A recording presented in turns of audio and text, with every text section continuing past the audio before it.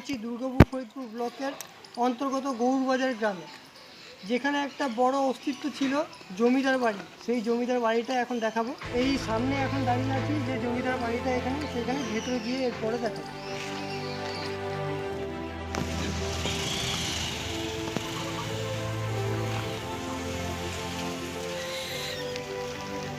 এখানে দেখুন, এটা ঠিক সাইডে ভিউ।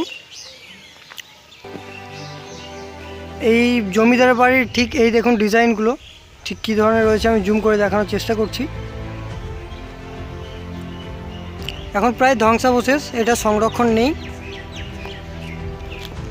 ভেতরে এটা গার্ড করা আছে, এই সাইডে যেহেতু গেটটা ফাঁকা। এইটা ঠিক এখানে যারা রয়েছেন তারা বলছেন এটা মন্দির করা ছিল। এটাও ঠিক ধ্বংসাবশেষ। আশেপাশে অন্যান্য মন্দির রয়েছে, যেমন এই দেখুন মন্দির।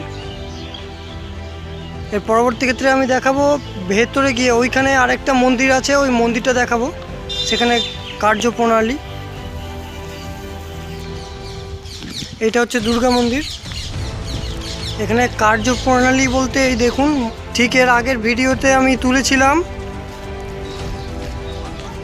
যে সেখানে যে কার্যপ্রণালী ছিল, এখানে কার্যপ্রণালীগুলো আরও দেখুন, আরও সুন্দরভাবে কার্যপ্রণালী রয়েছে।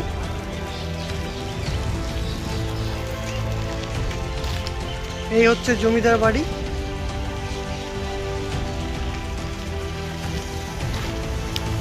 একটু ভেতরে ঢুকে দেখানোর আমি চেষ্টা করব। এখানে বাড়িতে যারা রয়েছেন তাদের কাছে পারমিশন অলরেডি পেয়েছি, যে দাদা দায়িত্বে রয়েছেন সেটাও। এই হচ্ছে সেই জমিদার বাড়ি। এখানে এখনও পর্যন্ত বসতি স্থাপন করে আছেন একটা ফ্যামিলি। তো যাই হোক, বাইরে থেকে একটু ভেতরে গিয়ে যতটা দেখানো সম্ভব ততটা দেখাচ্ছি। এখন প্রায় ধ্বংসাবশেষ এই জায়গাটা, কিছুটা সংরক্ষণ রয়েছে। জাস্ট সেই সময়ের যে গেটগুলো, গেটের কার্যপ্রণালীটা দেখুন, কতটা মজবুতভাবে এই গেটগুলো তৈরি করা হয়েছিল।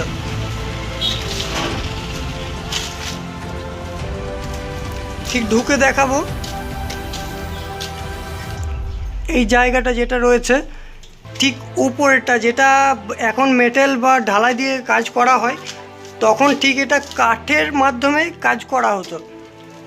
ঠিক উপরে পাটাতনটা এইভাবে রাখা হতো। এখানে শেকল দেওয়া আছে, হয়তো এখানে সংরক্ষণের জন্য আরেকটা গেট করা হয়েছিল, যেটা চেন এখানে দেওয়া রয়েছে।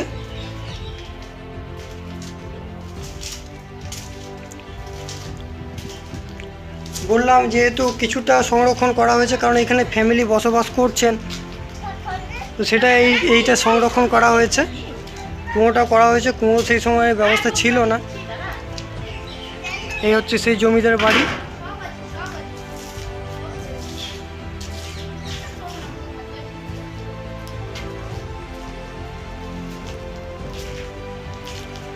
এই হচ্ছে সেই বাড়ি।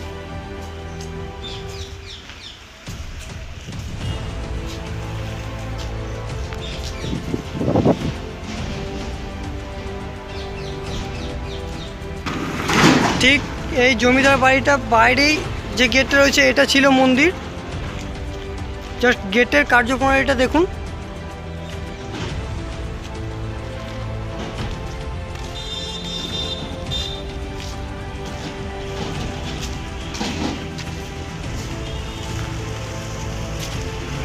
এটা রাস্তা, মেন রাস্তা। এই রাস্তা দিয়ে সোজা গেলে আপনার জয়দেব যাওয়া যায়, জয়দেব কেন্দুলি। আমি দেখাতে পারলাম বাইরে থেকে, কারণ ভেতরে তো ফ্যামিলি শিফটেড, সেখানে আমি সব কিছু দেখাতে পারলাম না। যতটুকু দেখালাম যে জমিদার এখানে থাকতেন, তার কী মনস্তত্ত্ব ছিল, কীরকম ভাবনা চিন্তা ছিল, কেমনভাবে প্ল্যানিং করেছেন, সেটা সম্পূর্ণভাবে দেখালাম। এবং বাড়ি বলতে বাড়ি, বিরাট একটা বাড়ি ছিল। এই সময়ে আমরা উন্নত প্রযুক্তি, এখন বিভিন্ন সিভিল ইঞ্জিনিয়ার রয়েছে, বিভিন্ন আর্কিটেকচার রয়েছে, তারা ডিজাইন করে করছে, কিন্তু সেই সময় সেগুলো ছিল না।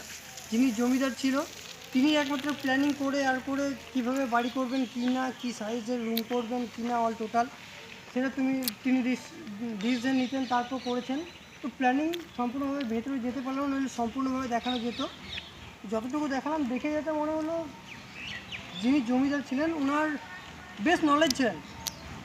সমস্ত কিছুর ক্ষেত্রে তার নলেজ ছিল। তারপর উনি বাড়িতে, যাই হোক আজকে ব্লগটা এই পর্যন্তই। পরবর্তী ব্লগ উইথিন 7 days আসছে হেতমপুরের রাজবাড়ি। ধন্যবাদ।